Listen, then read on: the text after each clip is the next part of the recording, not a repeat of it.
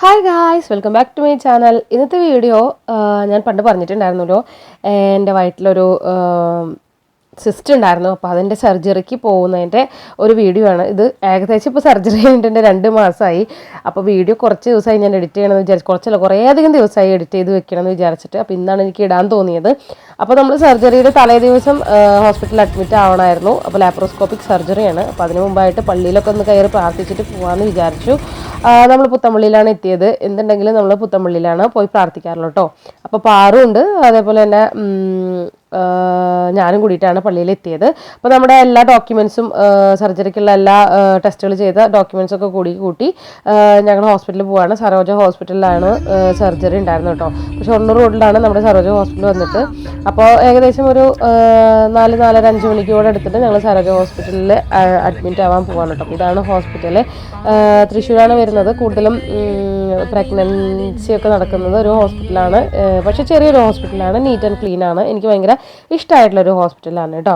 അപ്പോൾ നമ്മൾ ആദ്യം തന്നെ നേരത്തെ തന്നെ നമ്മൾ അഡ്മിറ്റ് ചെയ്യുന്നതിനൊക്കെ മുമ്പ് അഡ്മിറ്റ് ചെയ്യാൻ വരാൻ പറയുന്നത് കുറച്ച് ടെസ്റ്റുകളും ഒക്കെ ചെയ്യാൻ വേണ്ടിയിട്ടാണ്. അപ്പോൾ ഈ വൈകുന്നേരം സമയമായ കാരണം ഒട്ടും തിരക്കൊന്നും ഉണ്ടായിരുന്നില്ല. അപ്പോൾ നമ്മൾ ഇതേപോലെ ഫോമൊക്കെ ഫില്ല് ചെയ്ത് കൊടുക്കണം. അവിടെ അഡ്മിറ്റ് ആവണേൻ്റെ അഡ്മിഷൻ ഫോമും കാര്യങ്ങളൊക്കെയാണ്.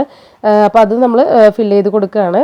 എനിക്ക് നല്ല ടെൻഷൻ ഉണ്ടായിരുന്നു സർജറി, കാരണം പാറുക്കുട്ടൻ ഉണ്ടാവുന്നതിൻ്റെ ആ ഒരു സിസേറിയൻ്റെ സർജറിയാണ് മുന്നേ ചെയ്തത്. അപ്പോൾ ഇത് ലാപ്രോസ്കോപ്പിക്കാണ്, ചെറിയ സർജറിയാണെന്ന് പറഞ്ഞിട്ടാണ് എല്ലാവരുടെ അടുത്ത് അഭിപ്രായം ചോദിച്ചപ്പോൾ പറഞ്ഞത് വലിയ ബുദ്ധിമുട്ടൊന്നും ഉണ്ടാവില്ല, വേദനയൊന്നും ഉണ്ടാവില്ല എന്നൊക്കെ പറഞ്ഞു. അപ്പോൾ ടെൻഷൻ അങ്ങനെ കുറച്ച് കുറഞ്ഞിട്ടുണ്ട്. അപ്പോൾ ആദ്യം തന്നെ നമുക്ക് അവിടെ അഡ്മിറ്റ് ആവാനുള്ള കയ്യും ഇങ്ങനെ ഒരു കെട്ടൊക്കെ കെട്ടി തരും. എന്നാലാണ് നമ്മൾ അവിടെ അഡ്മിറ്റ് ആയി എന്നുള്ളത് എൻ്റെ ഒരു തെളിവ്. പിന്നെ നമ്മൾ എക്സ്റേ എടുക്കാൻ പറഞ്ഞിട്ടുണ്ടായിരുന്നു. അപ്പോൾ എക്സ്റേ എടുക്കുന്നിടത്ത് വന്നിരിക്കുകയാണ്.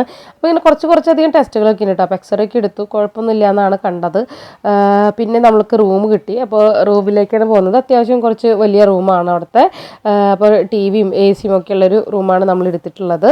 പാറുക്കുട്ടൻ്റെ ഒരു ട്രിപ്പ് വന്ന പോലെയാണ് കേട്ടോ. അവൾ കുറേ കളറിങ് പെൻസിൽസും ബുക്കും അതൊക്കെ കൊണ്ടുവന്നിരിക്കുകയാണ്. അപ്പോൾ ഹോസ്പിറ്റലിൽ അഡ്മിറ്റ് ആവണതിൻ്റെ ഭാഗമായിട്ട് ഞാൻ അവിടെ ഇട്ട് നടക്കാനായിട്ട് ചെരുപ്പ്, ബക്കറ്റ്, അങ്ങനത്തെ കാര്യങ്ങളൊക്കെ വാങ്ങിച്ചിട്ടുണ്ടായിരുന്നു. കാരണം എനിക്ക് അങ്ങനത്തെ കാര്യങ്ങളൊന്നും ഒക്കെ വേണം. കാരണം എനിക്ക് ആകെ നീറ്റ്നെസ്സിൻ്റെ ഒരു ഇഷ്യൂ ഉള്ള കാരണം എനിക്ക് ഭയങ്കര ഇതാണ്. അപ്പോൾ പാറുക്കുട്ടനെ വാങ്ങിയൊരു ചെരുപ്പ്, എനിക്ക് എന്ത് വാങ്ങിച്ചാലും അവൾക്ക് വാങ്ങിക്കണം. അപ്പോൾ തലേ ദിവസത്തിലുള്ള ഇരിപ്പും കാര്യങ്ങളൊക്കെയാണ് ഈ കാണുന്നത്. പാറു അവിടെ ഓടിൻ്റെ കിടക്കുന്നുണ്ട്, അവൾക്ക് ഭയങ്കര സന്തോഷമാണ് കേട്ടോ. അപ്പോൾ നമ്മുടെ അടുത്ത് പറഞ്ഞു ആദ്യം തന്നെ എല്ലാ ഓർണമെൻറ്റ്സും ഗോൾഡിൻ്റെ ഊരി വയ്ക്കാൻ, മുടി 2 സൈഡിലേക്കും മെടഞ്ഞ് കെട്ടിയിടാനും പറഞ്ഞിട്ടുണ്ടായിരുന്നു. ഓർണമെൻറ്റ്സ് മൂക്കുത്തി പോലും അലൗഡ് അല്ലായിരുന്നു കേട്ടോ. എനിക്ക് മൂക്കുത്തി ഊരാനൊന്നും കിട്ടുന്നുണ്ടായിരുന്നില്ല. അപ്പോൾ മൂക്കുത്തി ഒഴികെ ബാക്കി എല്ലാ ഓർണമെൻറ്റ്സും ഞാൻ ഊരി വെച്ചിട്ടുണ്ടായിരുന്നു. അപ്പോൾ പിന്നീട് ഡോക്ടർ സർജറിയുടെ സമയത്ത്, എൻ്റെ ബോധം കെടുത്തിയ സമയത്ത് എന്തോ ഒരു എക്യുപ്മെൻറ്റ് ഉപയോഗിച്ചിട്ട് എൻ്റെ മൂക്കുത്തി ഊരി എടുക്കുകയാണ് ചെയ്തത്. കാരണം മൂക്കുത്തി പോലും അലൗഡ് അല്ലായിരുന്നു കേട്ടോ. അപ്പോൾ ഞാൻ മുടിയൊക്കെ 2 സൈഡിലേക്കും മെടഞ്ഞ് കിട്ടി. എൻ്റെ ഒരു കോലം നോക്കില്ലേ, ഞാൻ ആകെ ടെൻഷൻ അടിച്ച് കോക്കാച്ചീനെ പോലെ ഇരിപ്പുണ്ട്. ഭയങ്കര ക്ഷീണമൊക്കെ ഉണ്ടായിരുന്നു എനിക്ക്. പിന്നെ നമ്മൾ ഓരോ ടെസ്റ്റിനൊക്കെ നമ്മളെ കുത്തി അവർ ടെസ്റ്റിംഗ് ഒക്കെ നോക്കും. അപ്പോൾ എനിക്ക് ഒറ്റ മരുന്നുകളും കുഴപ്പമൊന്നും ഉണ്ടായിരുന്നില്ല. അപ്പോൾ അവിടെ ഭയങ്കര കളറടിയാണ്.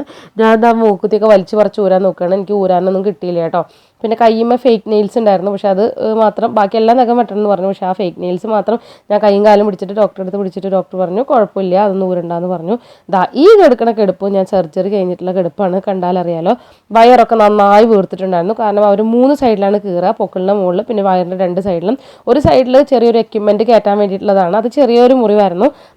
പിന്നെയുള്ളത് വലിയൊരു മുറിവായിരുന്നു. അത് ഭയങ്കര വേദനയായിരുന്നു. പൊക്കിളിൻ്റെ മുകളിലുള്ളതും ഭയങ്കര വേദനയായിരുന്നു. ഇപ്പോൾ സർജറി ഒക്കെ കഴിഞ്ഞ് ഞാൻ അള്ളാ പടച്ചോനെ എന്നൊക്കെ പറഞ്ഞിട്ട് കിടക്കുകയാണ് കേട്ടോ. അപ്പോൾ പാറുക്കുട്ടൻ ഫുൾ ടൈം കൂടി ഉണ്ടായിരുന്നു. അവൾക്ക് ഭയങ്കര ടെൻഷനും പേടിയൊക്കെയായിരുന്നു. എൻ്റെ കൂടെ കിടക്കുള്ളൂ എന്നൊക്കെ പറഞ്ഞ് ഭയങ്കര കരച്ചിലായിരുന്നു. എനിക്ക് തോന്നുന്നു സിസേറിയൻ പോലെ തന്നെ ബുദ്ധിമുട്ടുണ്ടായിരുന്നു എനിക്ക്. ലാപ്രോസ്കോപ്പിക് സർജറി ഭയങ്കര പെയിൻഫുള്ളായിരുന്നു.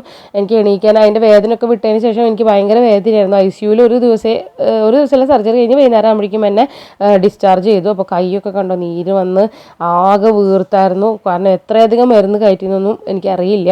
പിന്നെ ഈ ഇരിക്കുന്നൊക്കെ ഭയങ്കര ബുദ്ധിമുട്ടിയിട്ടാണ് കേട്ടോ. അപ്പോൾ രാവിലെ ഫുഡ് കഴിക്കുകയാണ്. പിറ്റേ ദിവസം രാവിലെ കുറേ വീഡിയോ ഒന്നും എടുക്കാൻ പറ്റിയില്ല. അപ്പോൾ ഉള്ള കുറച്ച് ക്ലിപ്പിങ്ങൾ വെച്ചിട്ട് ഞാനൊരു വീഡിയോ എടുക്കാമെന്ന് വിചാരിച്ചു. പിന്നെ ഡോക്ടർ പറഞ്ഞിട്ടുണ്ടായിരുന്നു നടക്കണം എന്ന്. എനിക്ക് നടക്കാൻ പോലും നല്ല ബുദ്ധിമുട്ടായിരുന്നു, കൈയൊക്കെ വീർത്ത് കെട്ടിയായിരുന്നു.